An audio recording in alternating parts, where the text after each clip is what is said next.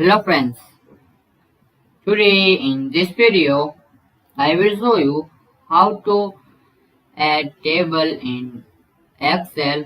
So very easy and simple method to insert table in Excel. So firstly you need to click on here insert tab. Now click on table and here create table. So just click on OK and now here type like letters. So you see this column 1 and you can also add column 2. Click on here column 2 and insert table and OK.